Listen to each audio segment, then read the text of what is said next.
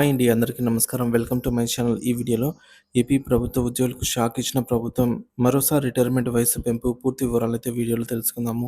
Video అయితే ఎక్కడ కానీ స్కిప్ చేయకుండా ఎండ్ వరకు చూడనప్పుడే ఇన్ఫర్మేషన్ పూర్తిగా అర్థమవుతుంది. వీడియో చూస్తున్న ప్రతి ఒక్కరు వీడియోకి అయితే లైక్ చేయండి ఫ్రెండ్స్. ఈ వీడియోని తోటి ఉద్యోగ పెన్షన్ మిత్రులతో అయితే షేర్ చేయండి. కొత్తగా మన ఛానల్ చూస్తున్న వారు సబ్స్క్రైబ్ చేసుకోకుంటే వెంటనే మన ఛానల్ని సబ్స్క్రైబ్ చేసుకోండి. దీని ద్వారా నేను చేసే లేటెస్ట్ వీడియోస్ అన్నీ మీ వరకు రీచ్ అవుతాయి. ఇక ఆలస్యం చేయకుండా వివరాల్లోకి అయితే వెళ్ళిపోదాము.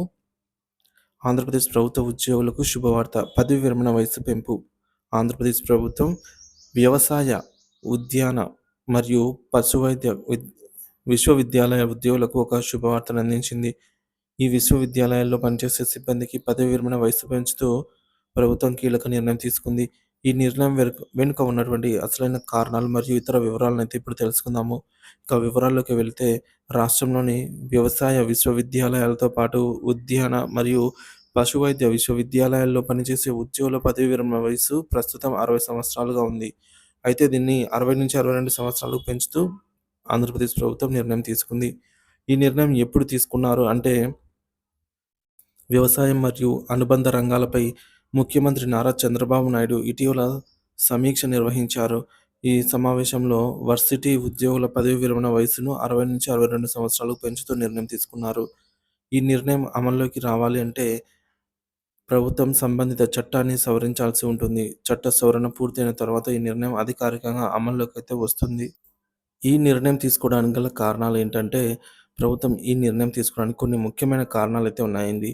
అనుభవజ్ఞుల సేవలు. విశ్వవిద్యాలయాల్లో పనిచేసే అనుభవజ్ఞులైన ఉద్యోగుల సేవలు మరింత కాలం అందుబాటులో ఉండడం, వారి అనుభవం మరియు నైపుణ్య విశ్వవిద్యాలయాల అభివృద్ధికి ఉపయోగపడుతుంది. ఉద్యోగుల సంక్షేమం.